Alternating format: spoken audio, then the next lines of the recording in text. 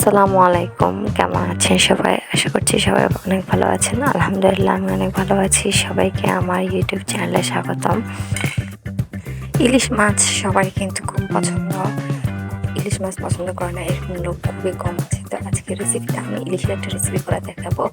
তো দেখে বুঝতে পারছেন আজকে আমি সর্ষে ইলিশ করবো। তার জন্য আমি এখানে সরিষা নিয়ে নিয়েছি। এখানে আমি সাদা লাল দুটো ইউজ করতেছি।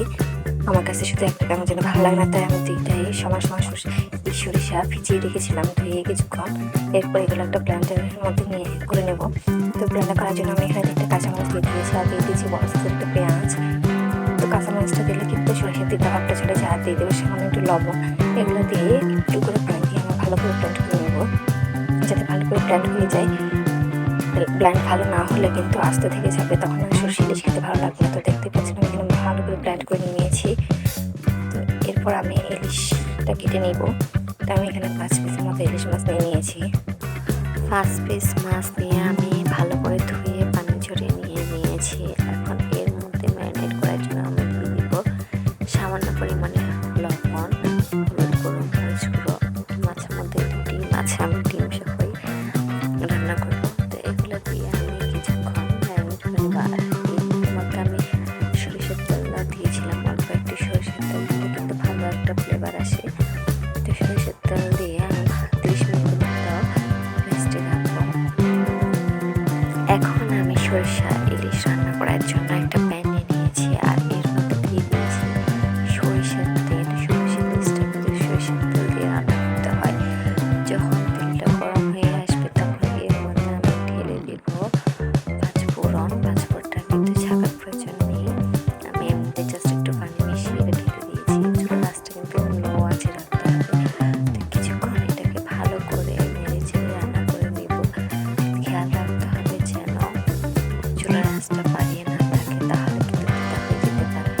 তো এরপর এর মধ্যে আমি দিয়ে দেব অল্প একটু হলুদ গুঁড়ো, একটু জিরে গুঁড়ো। এগুলো দিয়ে একটু পরিমাণ রাখতে হবে ভালো করে। এখন সরিষার মিশ্রণটাকে একটু ভালো করে কষিয়ে নেওয়ার জন্য আমি এখানে দিয়ে দিচ্ছি অল্প পরিমাণে পানি। এটা যত ভালো কষাবে তত ভালো হবে খেতে। তাহলে পানিটা দিয়ে কিছুক্ষণ কষিয়ে নেব। একটু ভালো করে একটু পর নেড়ে নিতে হবে, নাহলে কিন্তু নিচে লেগে যেতে পারে। যখন দেখবেন সরিষার উপরে এরকম একটু একটু তেল উঠে এসেছে তখন মনে করবেন কষানো হয়ে গিয়েছে। এরপর আমি এখানে দিয়ে দিচ্ছি মাছ। ম্যারিনেট করে যে মাছটা রেখেছিলাম ওই মাছগুলো আমি এক পিস করে বসিয়ে দিব। এরপর আমি মাছের উপরে সরিষাটা একটু তুলে দেবো, ট্যাপ ট্যাপ করে দিতে হবে যাতে মাছের ভিতরেও ঢুকে। তাই আমি সরিষাটা একটু মাছের মধ্যে দিয়ে দিচ্ছি। সরিষাটা মাছের উপর লাগিয়ে দেওয়ার পর আমি ঢাকনা দিয়ে ঢেকে কিছুক্ষণ রান্না করে নেব। ইলিশ মাছ কিন্তু বেশি সময় ধরে রান্না করার প্রয়োজন হয় না, অল্প কিছুক্ষণের মধ্যে রান্না শেষ হয়ে যায়। তো আমি ঢাকনা দিয়ে দিব। মাছ দিয়ে কিছুক্ষণ রান্না করার পর এর মধ্যে আমি দিয়ে দিব পরিমাণ মতো পানি। পানিটা কিন্তু বেশি দেওয়ার প্রয়োজন নেই, অল্প একটু দিলেই হবে। পানি দিয়ে আবার কিছুক্ষণ নেড়ে চেড়ে আমি ঢাকনা দিয়ে ঢেকে চুলার আঁচটা মাঝারি আঁচে দিয়ে কিছুক্ষণ রান্না করে নেব। এই 10 থেকে 15 মিনিট রান্না করলে কিন্তু রেডি হয়ে যাবে সরিষা ইলিশ।